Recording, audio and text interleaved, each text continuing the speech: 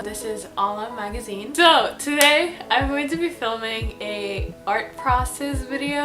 How I do my art. And like, this is a Get Art With Me. GAWM. Credits to Alex for making that up. Get arty with me. Alex is behind the camera, so if someone just randomly speaks, that is not God speaking to you, that is Alex. Yep, hi. This is what I'm working on so far. Butterflies. Okay, so I moved a little bit so you can see what I'm like drawing up here, but so step number 1, conceptualizing or like thinking about what your artwork is gonna be. So obviously you don't know what it's gonna look like at the end yet, but you should have an idea of what you want it to look like so you can recreate that. Before I actually start anything, I always have like an idea in mind of what I want it to look like, and then I go on from there. I don't necessarily just randomly come up with random stuff. You know, that's what I always do. That's the concepts I come up with. I just come up with random stuff. Yeah, like you always start with like an idea, even if it's like really bad or really broad or anything. That's like, you can work from that. Like you can take steps to like improve your idea or like something like that, you know, all that kind of stuff. So yeah, first step, come up with an idea. Second step is, I would say, choose what medium you would want to do. So 90% of the time I would usually do digital art because that's what I'm more comfortable with, but it also depends on, obviously, if I'm in like art class or something, obviously I would do like an oil painting if we're doing an oil painting unit. You're just like, actually, can I just do a digital art? I know like the task is to do a landscape in oil, but digital art, you know. Sometimes you can't, you're kind of like restricted with what you have, but that doesn't mean that your end product is gonna be bad. Yeah, and I feel like it's also about like access, like what's the easiest thing you can do. Yeah, and like what you have. So I started out like my calligraphy process. I didn't just like buy like a big like Wacom tablet and be like, okay, what now? You know? And I don't have a Wacom tablet. I have an iPad and an Apple Pencil. But I started out with like just like your regular HB pencil. I would like doodle on like my notebooks at the side. I started out with like normal like gel pens. Not even gel pens, like just pens.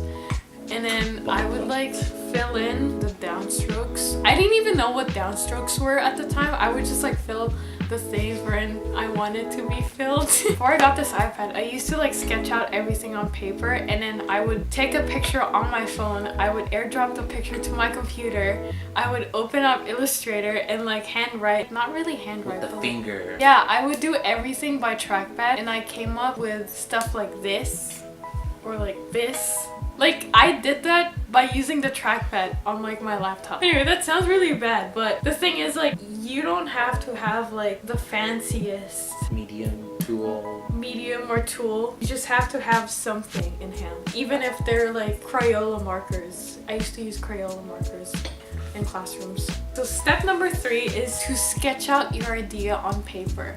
And I don't do this often just because I'm too lazy. Me too. And my sketchbook ran out of space, but I'll insert like clips of my sketchbook. Yeah, I don't do this often just because I am very lazy, and my sketchbooks are usually like really big, and I usually like it that way because then I can like fill up like so much space, you know? I don't like small notebooks, even though that's probably like the most useful. You can also do it on your iPad or like whatever digital tablet you have. It's up to you, but I prefer sketching it down on a piece of paper first. So yeah, get a sketchbook even if it's tiny. Like this tiny. Step number 4 is composition. For me, at least, I have a brush set here from Stefan Kuhn's.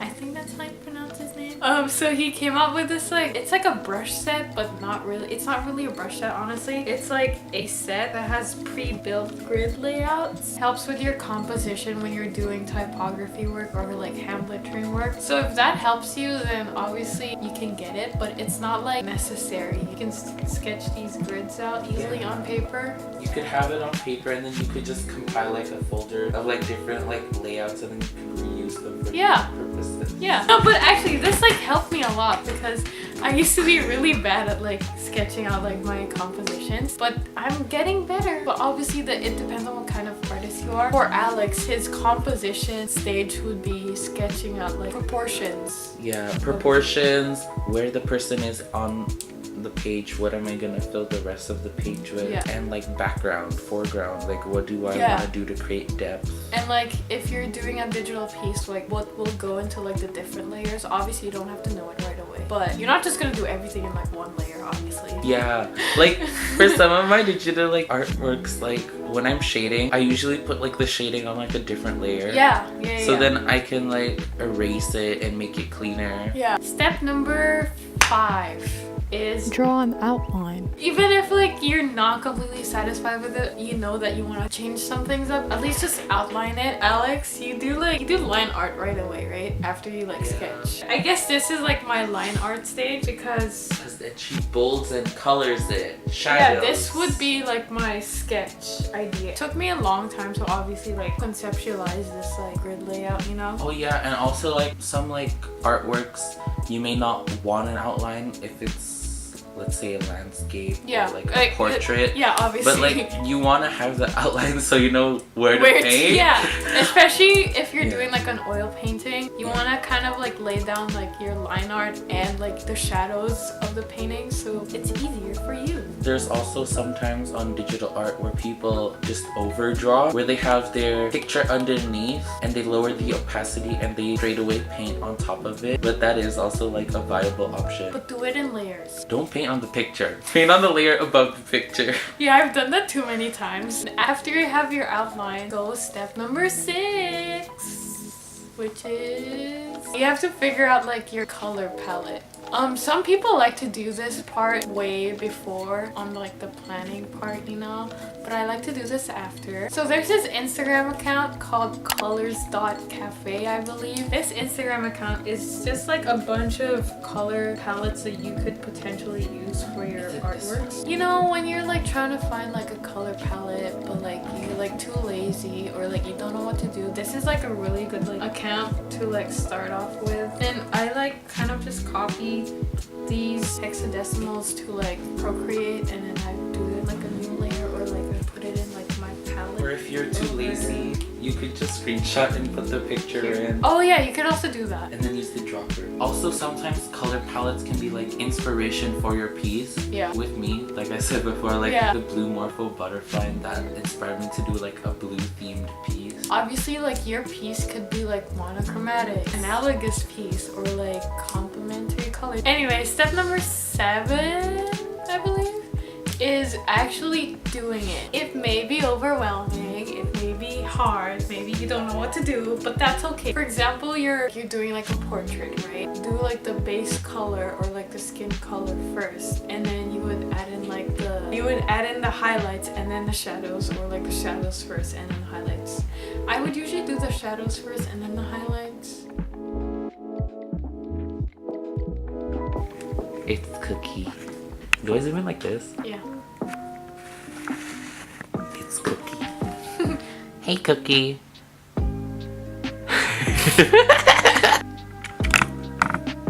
This is an animal channel from now on. We're pet tubers now. Are you licking my phone? I'm sorry, but you can't do that. After adding like your base color, your highlights, and your shadows, you would usually do like the details afterwards. For example, if I'm doing a digital artwork, like a hand lettering piece, I would add like stuff in the background, little detail or like textures to make it like better, you know? Am I making sense? I hope I am. Value. I feel like I'm just restating all of like the elements of art and principles of design, but they're really important, trust me. If you're stuck on what to do, just check out elements of art and principles of design. This like step usually takes like from a few hours to like, I would say like a week. It depends on like your artwork, of course. But I'm a very slow artist. I work very slow, which is something I need to work on actually. But I'm just a perfectionist, as my 16 personality test would say. Also, it's okay if you like redo everything by the time you're on this step. Sometimes if you're like unhappy with something and you keep on trying to fix the small details of that one thing, you'll lose sight of the